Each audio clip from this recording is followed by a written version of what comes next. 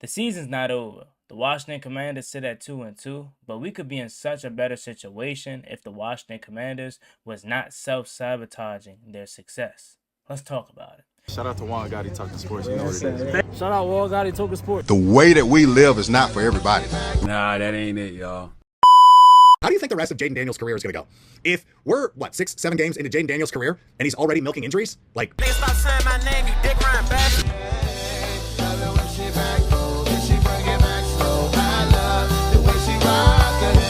I love the way she move it, shake it on me.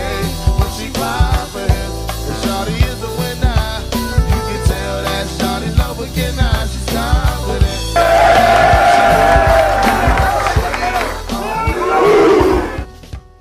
So we sit here at 2-2, 4 weeks through the season. The first month, if you want to be honest, did not go in the Washington Commanders' favor. I thought we would get out to a fast start, and we didn't. We got to an average start. That's why we're 2-2, and a lot of that has to do with us being injured. I mean, no one thought we would be faced with this much adversity in terms of injuries this early on.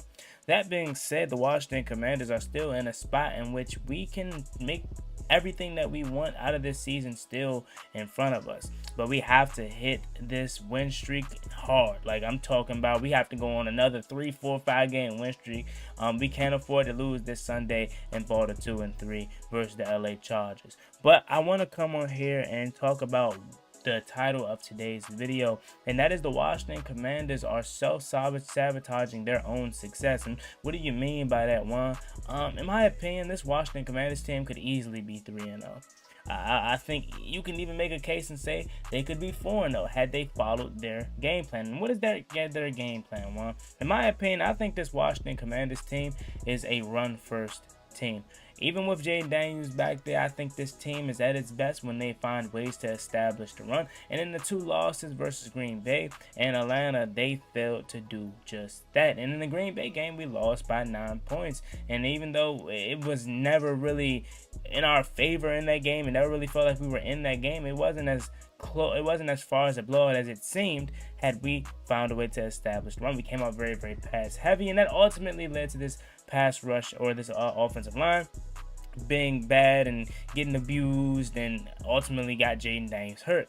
And then you look at the Falcons game, the Washington Commanders failed to establish the run, which I don't understand why that is. You have 3 capable running backs in Bill Krosky-Murd, who we hope is the running back one of the future, Jeremy McNichols, and also Chris Rodriguez. In my opinion, all 3 of these guys are able to go out there and contribute to a quality running back, dare I say, game. If you look at the Bill carries, he never gets more carries than what he should. Like he should have at least 10 to 15 carries a game, if I'm being honest, but they always seem to want to hold him back and want to, put a limit on his impact. And I get it, right? Oh, he may not be the best pass blocker right now, and as a running back, you got to do a lot of different things. I get that to an extent, but if you put someone else in there when you know you want to pass protect, but when you have a run design drewed up and you want to hand off the football, Bill Krosky-Murd by far is your best back, and he should be getting more opportunities. Chris Rodriguez, Jeremy McNichols, and Bill are all killing it on the run game right now to start the season. In our 2 wins, we rushed very, very well. Bill Krosky-Murd in week 1 had 80 plus rushing yards, and he won offensive rookie of the week. Versus the Raiders, we rushed for over 200 rushing yards with Jeremy McNichols' big run, Bill killing it, C-Rock killing it. And in that Falcons game, when we did run the ball, they did not have an answer for our game. Bill able to cut back, use that vision, get great yards. Chris Rodriguez burling forward for a couple of yards, during that game. And again, I think our identity is running the football, and that's one thing that I feel like we're lacking, and that's the reason why we're sitting at 2-2. I really do. It's not that we're banged up and we're injured. That plays a factor into it, but even bigger than that, I think it's us lacking an identity. right? I think we're going backwards. I think last year we found our identity, which was running the football. Obviously we didn't have success with it with Brian Robinson running the ball, but Jaden Daniels obviously was very successful in that, right? You obviously had Chris Rodriguez from time to time, and our identity was just hard-nosed, in establishing the run game. And then this past weekend, again, the Chris Rodriguez, only 7 carries, man. He only had 7 carries for 59 rushing yards. Had he had the ball more, he probably would have put up over 100 yards rushing. Bill Krosky-Murray, 7 carries for 47 yards. Between those two guys, Chris Rodriguez averaged 8.4 yards per carry, and Bill averaged 6.7 yards per carry. Why did we stop running the football? That's my biggest gripe with this team right now. Is we're lacking an identity. Cliff Kingsbury told us his biggest thing that he learned from his time in Arizona as a head coach is that he did not have a running game. He failed to establish a run game. He just wanted to drop back, pass. And I love Jaden. I love Marcus for his ability to step back there and be a quality backup. But we are not Josh Allen. We are not Justin Herbert. We're not a team in which they go into these games and say we're comfortable with throwing the ball 50 times as our game plan. You look at Jaden Daniels and he throws the ball 48 times. You say, whoa, that is way too much attempts. And I get it. We know Jaden has that ability to do that, and he can if need be. But there's no way you go into a game plan with the quality of, dare I say, talent Jaden Daniels is.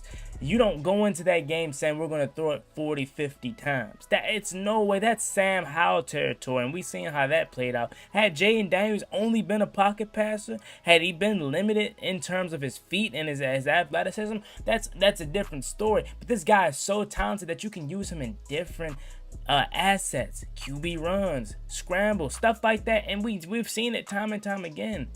And you go out and you get a Krosky-Murray.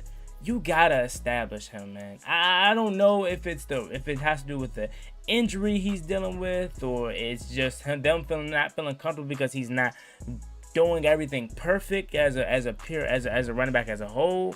I don't know what it is, but there's no way you expect a 7th round rookie to be perfect right away. That's one. And two, it's no way you expect him to be better if he's not getting the opportunities. It's no way. You only give these two guys 14 carries in the whole game. 7 for Bill, 7 for Chris Rodriguez. Let me tell you again, 8.4 yards per carry Chris Rodriguez had on Sunday. 6.7 yards per carry Bill had on Sunday. Why are we stop running the ball? Why are we choose not to continue to dominate on the running game in terms of when Marcus Mariota's in the game as well, right? Like, again, you don't have Jaden Daniels. You had JD5 out there. It could be like, okay, I would understand it a little bit of why you don't want to run the ball as much, because you got JD5, right? You know what I'm saying? It's 5.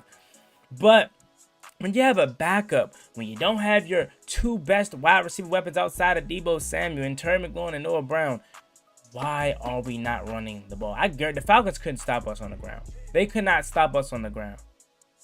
And then you look at the Raiders game. We ran the ball effectively. 4 carries for Ja'Cory Krosky or Jeremy McNichols, 78 rushing yards. Now, obviously, one of those are the big rushing touchdown, but those things that you get when you continue to wear down the defense. Obviously, Marcus Mariota chipped in with 6 carries for 40 yards. Marcus did not do a good job of running the ball on Sunday, neither. It looked like he was timid, like he was scared. Chris Rodriguez, 11 for 39. Bill, 8 for 26.